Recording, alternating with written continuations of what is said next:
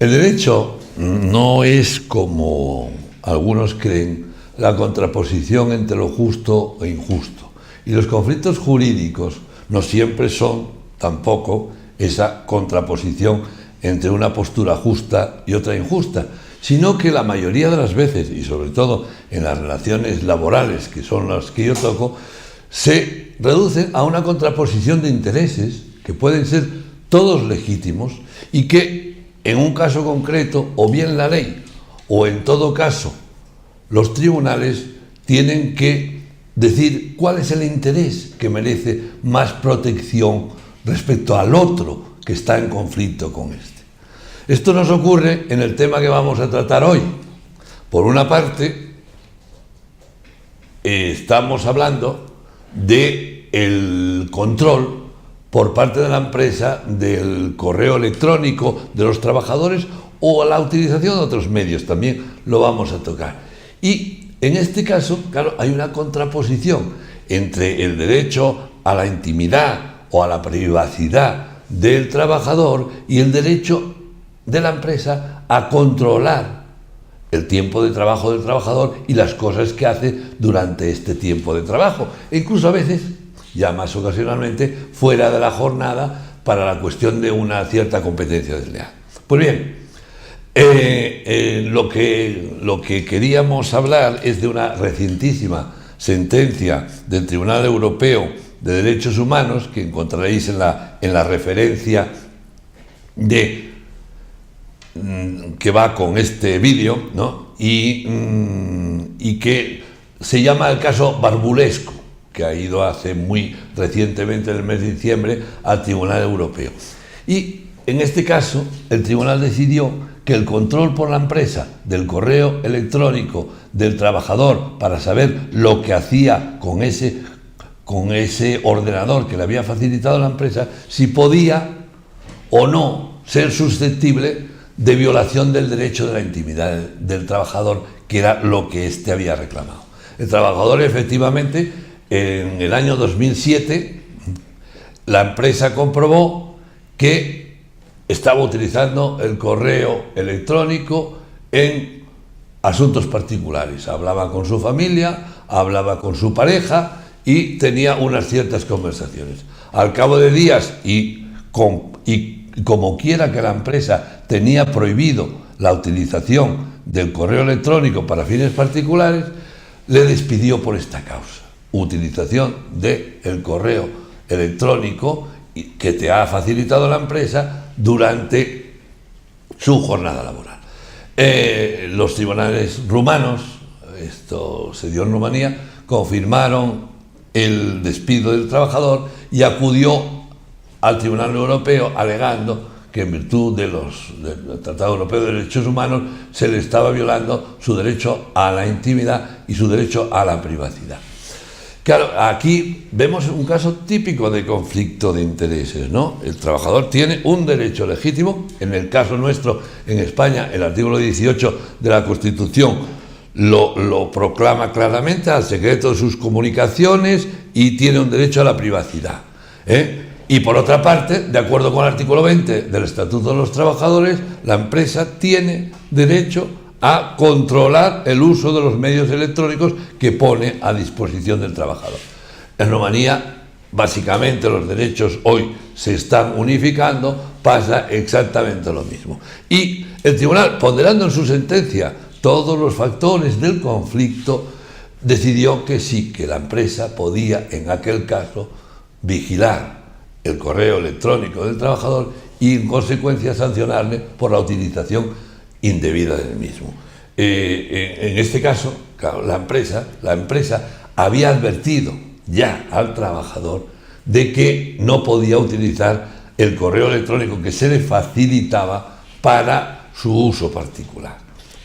Este requisito para mí es básico, porque si la empresa no lo dice, evidentemente el trabajador puede pensar que si se le facilita un correo electrónico, y si en la mayoría de los casos el correo electrónico con carácter ocasional, muchos trabajadores lo utilizan para comunicaciones particulares, sean más o menos urgentes, puede creerse que todo le está permitido, Pero en este caso concreto, la empresa lo había dicho expresamente. Este era un ingeniero que se dedicaba a ventas y el correo se le daba para facilitar la comunicación con sus posibles clientes. Por tanto, la empresa ha dejado, la sentencia ha dejado fallado el asunto y prácticamente esta doctrina nos obliga en todo caso.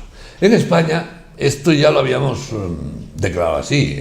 El Tribunal Constitucional, en una sentencia del 7 de octubre de 2013, había examinado también este tema y había dicho que efectivamente para la empresa le era legítimo vigilar el correo electrónico de un trabajador siempre que el medio fuera idóneo y proporcionado, y siempre que el trabajador hubiera sido advertido, o la empresa hubiera tenido una causa legítima para utilizarlo. Y sobre todo también poniendo de énfasis ambas sentencias.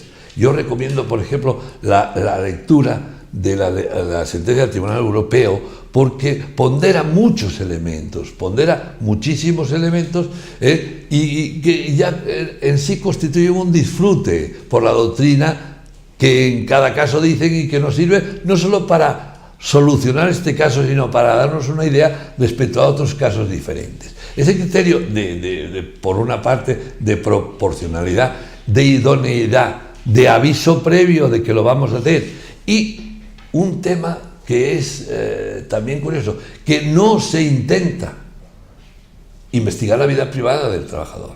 Lo que se intenta es controlar el tiempo de trabajo del trabajador dentro de la empresa y las cosas que hace para que no lo utilice para fines, por una parte, que pueden ser espurios, por ejemplo, una competencia desleal, hablaremos, pero por otra parte la mera utilización del tiempo que debe destinar a trabajar a otros fines lúdicos absolutamente separados. Pero no puedes tener por objeto vigilar su vida privada, su vida particular, en cuyo caso caeríamos evidentemente en la prohibición constitucional. Yo, vamos a ver, en mi vida profesional y en esta utilización del correo electrónico he tenido varios casos sin que haya tenido especiales problemas para controlarlo, ni nadie me haya luego cuestionado la legitimidad. Yo recuerdo hace años un caso de un trabajador que se pasaba media jornada mirando webs en su ordenador. No era nada sexual, no, el motivo es indiferente, puede ser cualquier tipo de cosa. En este caso le daba por los coches, ¿no? Era ver los últimos modelos de BMW, de Mercedes, etcétera, y se le despidió por la utilización excesiva de esto. El control se hacía precisamente, era una multinacional, y se hacía desde Londres, y detectaron que había una utilización del tiempo excesivo de acudir a estas webs. Se le despidió. Lastimosamente, bueno, para mí no, pero el trabajador el día reclamó por despido y el día que fue al juicio no compareció y lo dieron por desistido y de él nunca más se ha sabido. Bien, es un caso típico, pero siempre tiene que haber la advertencia y la proporcionalidad, no por cualquier uso y por cualquier tiempo del ordenador para estos fines se puede decir que el ordenador, que se puede despedir al trabajador. El despido es en definitiva el último recurso y tiene que tener una proporcionalidad a la conducta infractora. Ciertamente, a veces se ha utilizado para comprobar una conducta desleal y si se comprueba que existe esta conducta, también es perfectamente legítimo que se hace. Yo, recordando mis casos, hablando de mi experiencia, tuve hace unos años un despido también de un trabajador que tenía una antigüedad de 28 años, y que era precisamente el jefe de la informática de la empresa.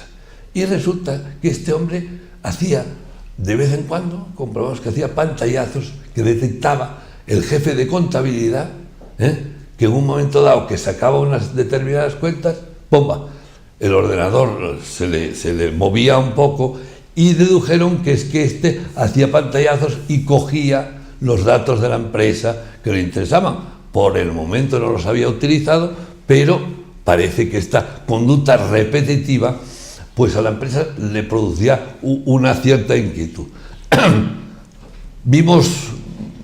Pedimos una prueba pericial, se comprobaron los ordenadores y en aquel momento se le dijo, se le advirtió primero y se le despidió. Fue al juicio y nosotros no teníamos datos de la comprobación.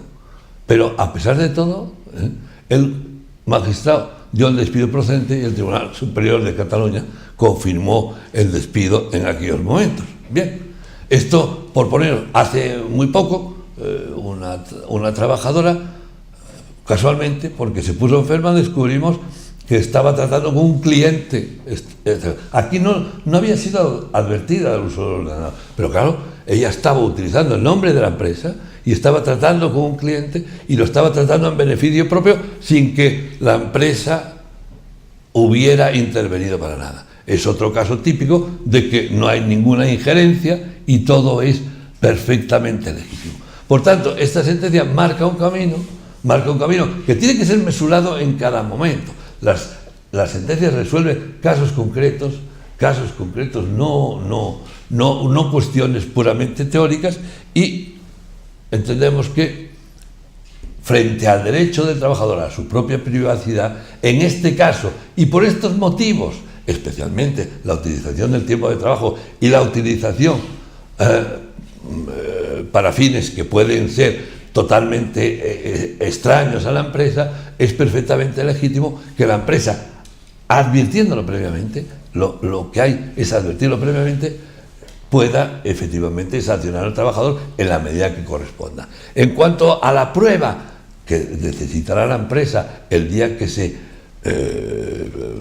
haga el juicio correspondiente sobre este tema, claro, normalmente se aconseja la utilización de un técnico que compruebe que efectivamente estos correos salen del ordenador que tiene el trabajador asignado en la empresa y que tienen este contenido. Esta prueba no es difícil de practicar, y a veces incluso se acude al notario para comprobarlo, la mayor veracidad. Esto depende de lo que se cuestione o no cuestione. Hoy día ya la cuestión de la prueba de medios electrónicos no la cuestiona nadie. Por tanto, yo creo que es lo que podemos decir en función de este control de los medios electrónicos que se pone a disposición del trabajador por medio de la empresa, siempre que ésta evidentemente advierta seriamente que el ordenador solo puede ser utilizado para fines propios de la empresa y no por motivos particulares del trabajador.